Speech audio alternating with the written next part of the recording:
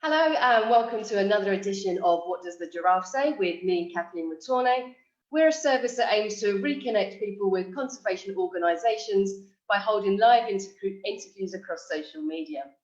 Today I am very honoured to be joined by John Garcia, and he's the founder of the Soldiers for Wildlife. So first of all, thank you very much for coming on. And if you could just give an introduction to yourself and how you became the founder. Yeah, sure. Thank you for having me on, Kathleen. This is great. Anything to promote, extra awareness. My name's John Garcia, like she said. I'm from New York, born and raised. And I mean, essentially, I became aware of the illegal wildlife trade about 9, 10 years ago on a visit to Africa. It was actually just a family visit. We went on a few safaris in a number of different countries, and it was so unbelievable. Everything that you ever saw in National Geographic and Animal Planet.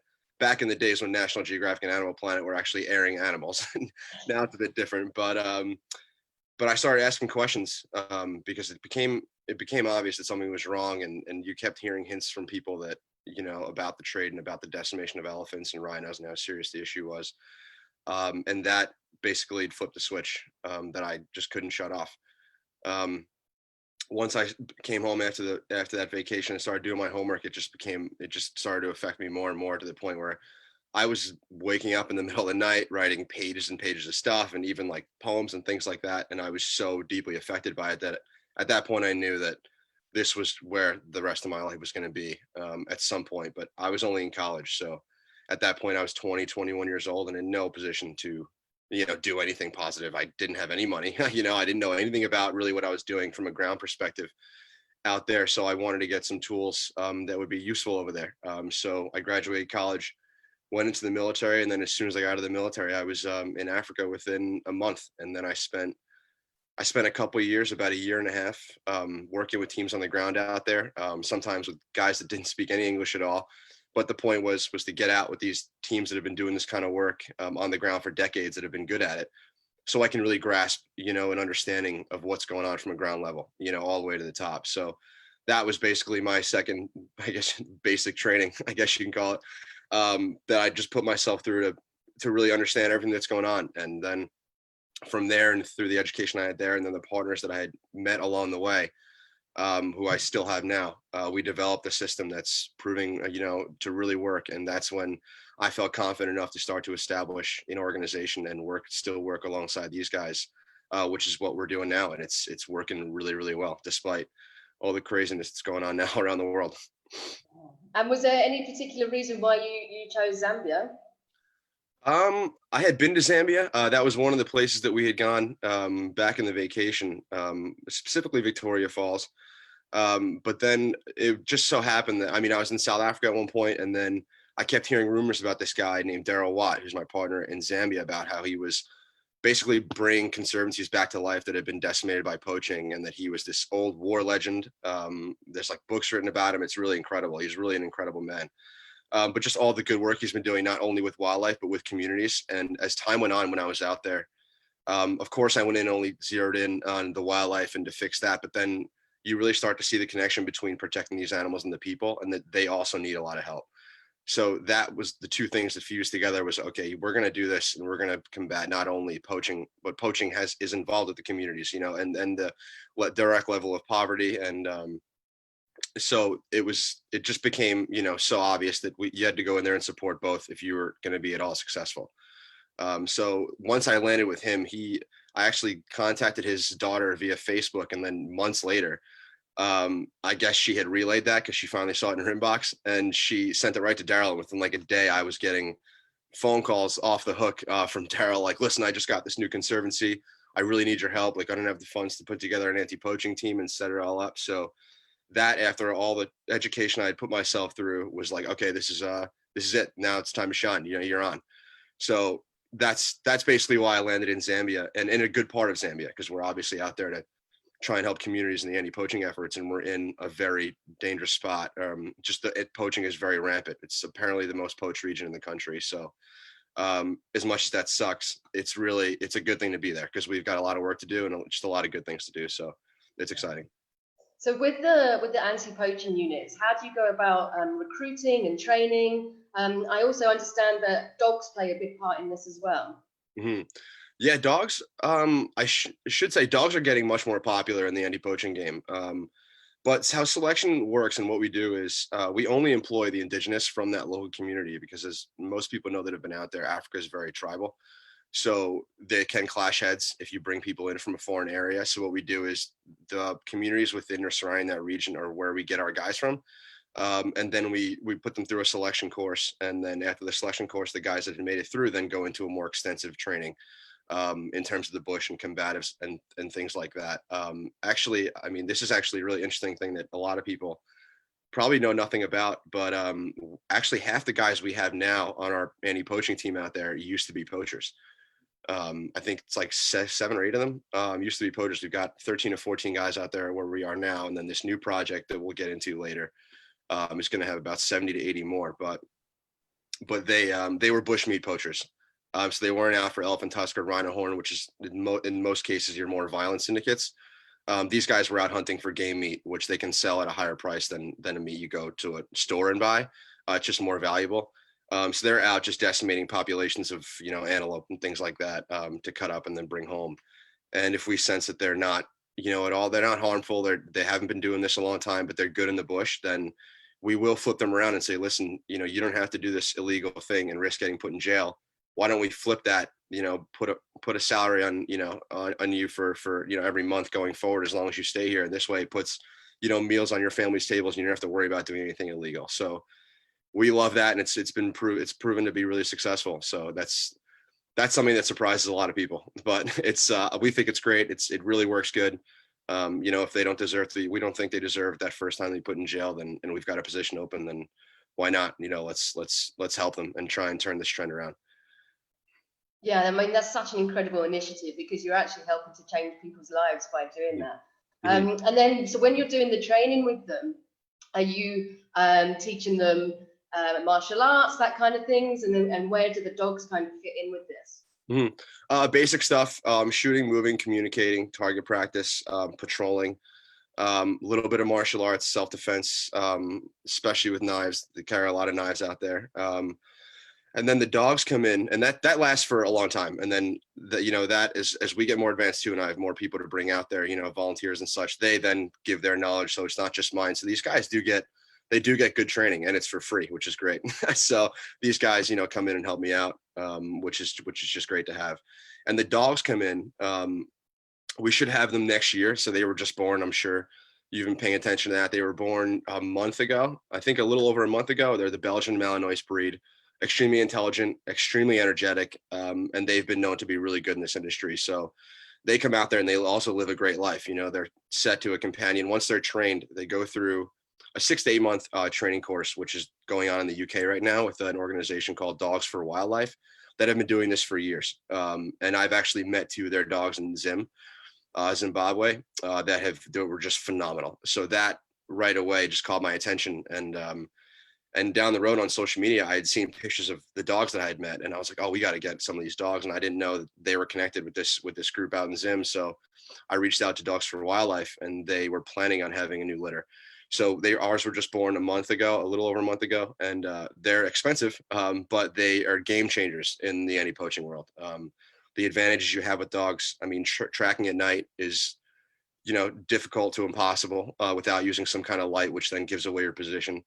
And dogs can smell an odor that's up to 3 hours old.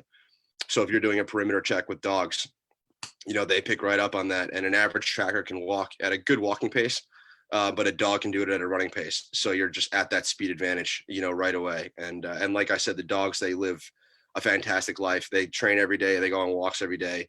They're with a companion. They're set to a specific game ranger that they have, 1 or 2, but we try to keep that small. So each dog will have their own game ranger that'll be directly in charge of that dog. And they love it. It's relatively new to these guys, and I don't think they've ever owned dogs before. So we're excited to see how they react. But from other teams' experiences and such, apparently it just goes so well. And they've become so attached to the dog, and it's just great camaraderie. And it's animals helping animals, and the dogs, they love it. It really is a great life for them. And they're serving at they're just serving a great cause. So. And you mentioned earlier they're trained to smell. What are they actually trying to smell? Body odors for the most part, just sweat and odors. is essentially what it is. And then they just follow the odor, which is right over the tracks, and like I said, it can be hours old. I mean, if you're like looking in the line more of like smelling like anything surrounding weapons and stuff like that, they get trained to do so, but it's more so to just track the people and the footsteps and things like that. You touched briefly on it a bit earlier, but conservation doesn't work if you don't have community backing. So how do you get the community involved? I know that you are employing, so that is obviously going to feed back into that. But do you do any workshops, education, that kind of thing? That's what we're looking to open up. So we've got a great school that one of our partners in South Africa runs called the Dung Beetle Bush School, and that serves an international body. And we've yet to have it in South Africa with locals. So what we want to do is replicate that school everywhere we go throughout Southern Africa. And this is the first big project that we have in Zambia, like very big project. So we'd like to have the school there. And what it would do is it would serve as an educational school for all the locals, not just the kids, and then an international body as well. And that'll train in a capacity where we'll have our rangers go through a certain program, and then people that come through can go through things like ecology, ethology, anti-poaching, scouting, and things like that. And those kind of workshops that we're going to set up are going to be separate. That's stuff that we're going to open up and do campaigns around. And I mean, we want people to come out and help building schools and things like that, transportation, hospitals, agriculture, so they always have somewhere to go, so they can actually rely on something else other than going out and killing an animal. But what we're going to do is we're signing a deal where each year we invest a certain amount of money back into the community. And that money will go towards certain projects that we decide. So we created a board of, I think there's 5 members on it that are going to surround the decision-making of this massive reserve. And every year this board's going to decide on, okay, let's pick a number of projects that this money is going to go towards. And it's our responsibility then to see it through. And like I said, healthcare, transportation, agriculture, anything that's going to better the quality of life for the community as a whole. And that's exciting because that's not just Soldiers for Wildlife involved and on that board, that is community members as well that are directly tied to the chief. So it's all really working together. So it's great. So is that feeding on to my next question, that you've recently announced that you've got a 99-year lease to protect wildlife in Zambia. So how did you go about doing this and gaining the trust from the local chief? I have to say that was mostly Daryl's doing. I've come out there and shown my efforts and, where our hearts are and that we're genuine since I've been partners with Daryl. And they've really taken a liking to that. But Daryl's been in this community for 20 plus years. And all he's ever done is looked out for, the wildlife and the people and employed as many people as he can. And he's always lending a helping hand and money and vehicles, whatever he can to help them. And that's really gained their respect. And they have so under the chief, they have what's called headmen, and headmen are directly under the chief. They advise the chief and they're basically in control of their own specific region. And Daryl, as a white national, he's been labeled as one of the headmen. That's how trusted he is. So he's developed this relationship, over the course of, I think it's been around 20 years. So that just helped me, kind of solidify my position. And they know, like I said, that we're genuine and we're looking out for them. So it's like a contract lease. So it's going to be for that amount of time. And then it's going to encompass all of what we're doing, giving the jobs back, investing in the communities, our boundaries and things like that. And us basically looking after his customary land. This is all his land. It's like I said, it's a very large piece on the north side of the Kafue River. But yeah, they're really looking forward to it. They, like I said, they know our hearts are in the right place and we're going to do what we say. They trust Daryl, and at this point they trust me, and all the people that, we employ come from his community. So it really works out great for both parties. Awesome. And then kind of feeding on to that again further, conservation is notoriously challenging. What are your biggest challenges that you faced, and what advice would you give to others? Lock in some big donors. Manpower for sure. I think a lot of this stuff is just so overlooked, the importance of it, and that's really sad because these ecosystems that rely on us affect the whole world, and it's all of our responsibility to chip in and pay attention to these kinds of things in one way or another. The biggest challenges we face, I think, are funding, because especially in times like now, during things like COVID, wildlife takes a back seat. And in countries like that are dealing with, all these sorts of corruptions and lack of funds and all these different kinds of things, the backseat also has to take, our wildlife has to take a backseat as well. So it's super frustrating, getting the funds to do these kinds of things when they're not even that expensive. So I think I mean, overall, I think we are coming to a clash right now where there's people that just ignore it, but there's people that are also trying to start a movement around it that are like, listen, guys, if we don't start protecting things like the Amazon rainforest, the Great Barrier Reef, all these incredible vast ecosystems across the world, then we're going to suffer, down the line.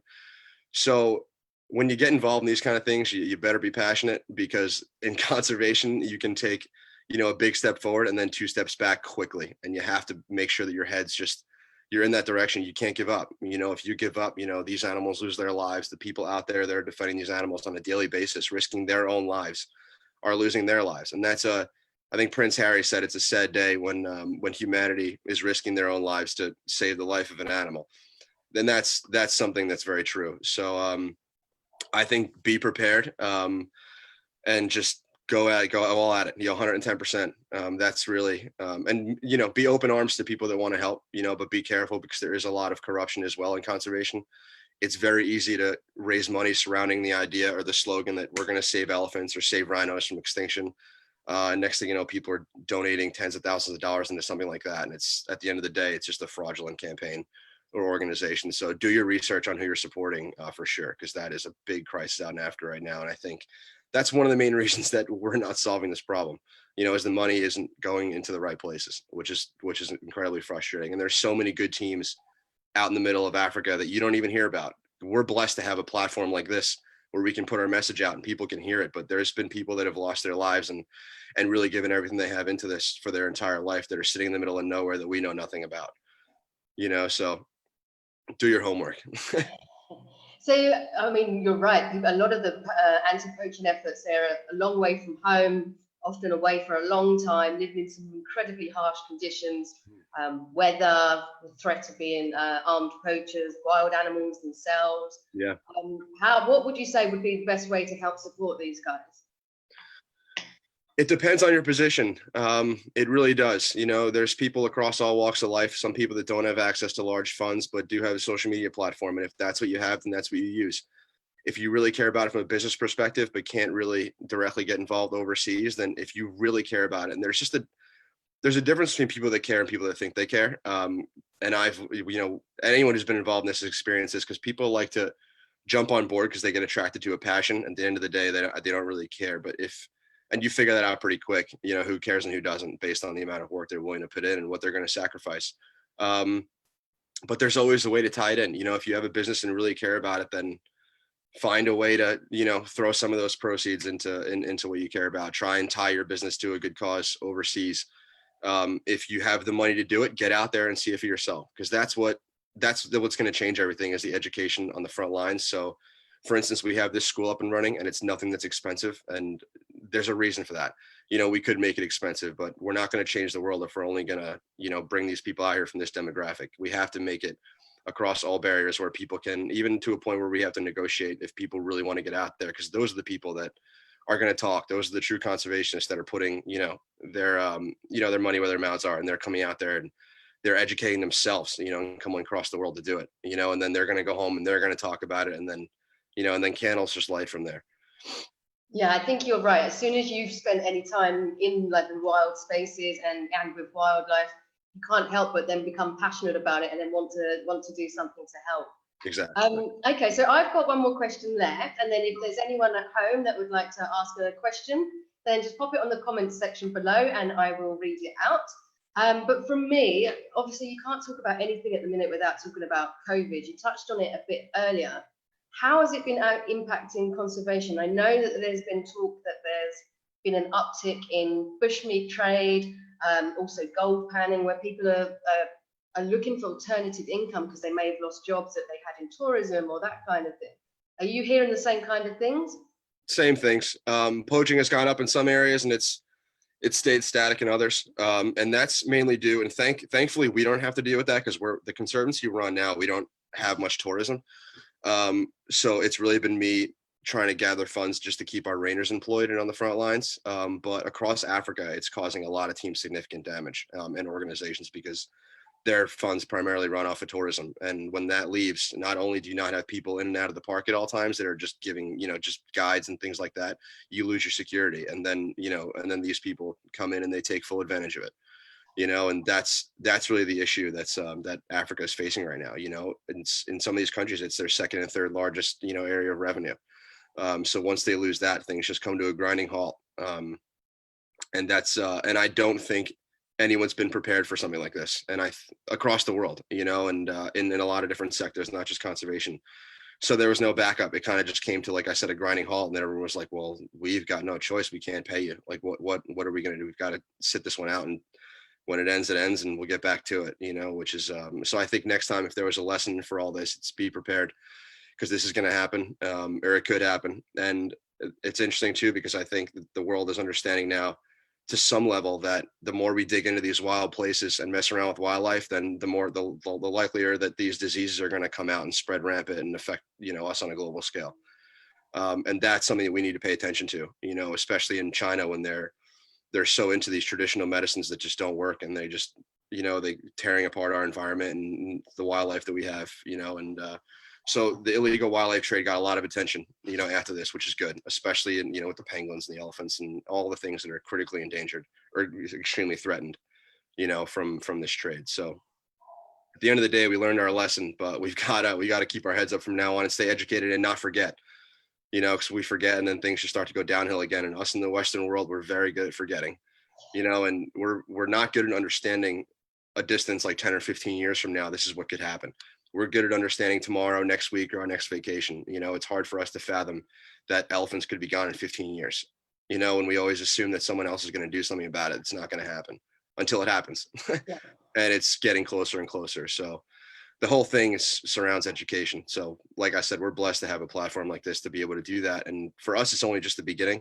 And this was going to be our biggest year. We had a beer coming out called Game Ranger in June. That was going to be a permanent line, and it was going to support all the work we're doing. And if it did really well, we would then support other good teams across the country or the continent of Africa. So that came to a halt as well. We're hoping it picks up soon, because it got so much traction when we had a sample batch back in December. We got international attention. So we're hoping that kicks back in gear soon. And we had some big fundraisers that we had to cancel. So, I mean, it did affect us in a great way, but we've got this big project now that, to look after this vast piece of land in Zambia. That's it's such a great opportunity that now has to be pushed back, and they don't understand. Sorry about that. My sister. And it just couldn't have come to us in a more difficult time. Like I said, it's in the most poached region in the country, but we got blessed with the opportunity in the end of March, right when everything was, really going sour.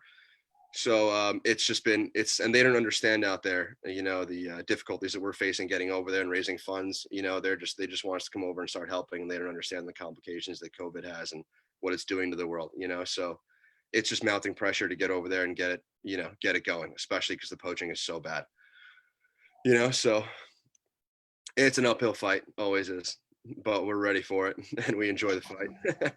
And we're here for educational reasons, and we like this is great because we get to be face to face with the people that support us and really hear the story and their dire need for what's going on, and it affects everybody. It's directly tied with international terrorism, human trafficking, drug trafficking, weapon trafficking. It's all interconnected. So it's something that we need to put to rest and wake up to. Yeah. Okay, so we've got one question from back home, and they're asking, have you spent a lot of time in the bush yourselves with the anti-poachers, and have you had any hair-raising moments? Oh yeah, a lot actually. That's what's built, I think, a lot of camaraderie between myself and the Game Scouts, because I'm still young. And so I don't like to sit back at an administrative level and just do the work and raise the funds. I've had to do that and come back to New York for half my year and then be in the bush half the year just to set this up. But I plan on living out there pretty soon.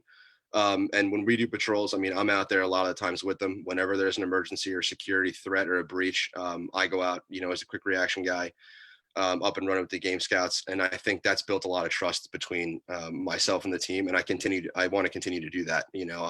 I'm a very, very active person. I never run out of energy. So that is just something I love to do. I love getting out in the bush and doing that. And I also love teaching, these Game Scouts and things like that, just basic educational lessons on life and how important it is, what they're doing, and that the world is watching, because they are. And they get really excited about that. When we're back at the base, they'll start dancing and they'll get really enthusiastic about it when I tell them we're taking pictures or videos. You can find some of that on our Instagram. But yeah, I've had a number of hair-raising moments. We had one with a cobra a couple months ago that was behind my buddy's toilet. There was holes for PCP pipes in the foundation in this house we're building on the reserve, and a cobra had come in during the night and stood up behind the toilet, and my buddy went to have a wee, and he thought it was just a pipe leaking, and then remembered there weren't pipes, and but he ignored it and just thought it just could be mist from wherever, and then he went back to bed, woke up in the morning, and went to go wee again, and went to reach for the toilet seat to pull it up, and the cobra stood up and went to spit right in his eyes. It was a black-necked spitting cobra. Whoa. And the spit got all over his forearm. Thank God it was in front of his eyes. And so I had to we're not gonna, we're conservationists, we don't kill animals. So I had to chase him out through the PCP hole, and then catch him. Essentially, I put him in a bag. It was my first cobra catch, so I was pretty happy. I can definitely give Steve Irwin the credit for showing me the ropes there. And then I've been chased by a number of black rhino that just don't like to be anyone to be close to them. And those were probably more hair raising because they were 20, 30 feet from me when it started, and they've missed me by feet. They usually charge in one direction and then split off. And when I made a cut, he ran right by me, and that was hair raising for sure. After it was like, whoa, yeah, it happens. It's exciting. It's a little nutty, but it's I love that stuff. It really is exciting. So we're in their territory, so if anything were to happen or that stuff does happen, it's respect to the animal. That's yep. I know when I was spending some time in the Zambian bush, that there was fear from the locals about snakes, and we were lucky that we had a vet on site, and if there was a snake, they would then get in touch with her to come and remove it. Do you do education processes with this, or do people come and get you to remove the snakes? At this point, I think I've shown that I could do it. So they're just buena means boss, like buena, there's a snake, but they also, a lot of these, a lot of the people out there, they're so scared of these, they're scared of snakes, they're scared of elephants and things like that. They'll burn down a mountain if there's a cobra on it, So, we came across a puff adder once, and that was my first snake I'd come across with them doing a random patrol. And I just kind of, gave them the spiel on how, essential these animals are to the environment, that we can't kill them, and they might kill 600 rodents in their lifetime. And they don't kill those 600 rodents, they turn into 6 million in a couple of years, and then, everything is gone, they'll just eat everything on the ground. And so then they, those little things that you understand, that explain to them and educate them on, they start to learn to appreciate. They're still scared to death of them. That won't take it away, but now they know to walk around it and not to kill it, so. Yeah, for sure. Whenever I have the chance, I give them the talk and educate them, and then they like it. We're all around the same age and we get along really well. So yeah, it's a lot of it's in good fun too, as much as it is serious. Okay, well, that's most of the questions. We've got a lot of people saying, well done for good work. And Stacey Saddlefield is saying it's so important to have community involved. And then your pals, Dogs for Wildlife, are saying it's great to be working with you. Oh, I love those guys and gals. They really are. They've been doing great work. And they started working the puppies a couple of weeks ago, and they're just like starting to send me all the pictures and videos of the pups, and it's really cute. The campaign for the whole dog program actually starts tomorrow. So we're really excited. So if you pay, it's going to be like, if you pay $50 through the site, you get to choose a name. And then at the end of the day, after when the months go by, we're going to try and hook in Ricky Gervais to be the guy we're calling the dog father, where at the end of the day, he's going to hold the bowl full of all the names of the dogs and pick out, basically out of a hat. Yeah. And then all that money will go towards paying, for the dogs, because they're expensive. They go through so much training. They need food and, vet bills and things like that, and their transportation over to us and the kennel and things like that. So it's an expensive venture at the end of the day, but they make such a difference that it's just, if you can have them or you can try and get them, you got to do it. And they're helping out too, in every way they can. So it's a mutual effort to get these dogs out there. And these guys are just, it's just a great group. So thanks to Wildlife, appreciate it. Initiative. Okay, well, I'll start wrapping things up then. So thank you everyone back home for watching. Hope you enjoyed it as much as I did. And John, is there anything that you want to finish up with? I think that's it. I mean, if you guys have any questions or want to follow up, you can shoot us an inbox on Soldiers for Wildlife and access directly. If it's not me, you know, they'll give you an honest answer. But thanks for tuning in. I really appreciate it. And yeah, and that's it, Kathleen. Thank you. Okay, thank you very much, everyone, and enjoy the rest of your day. Cheers.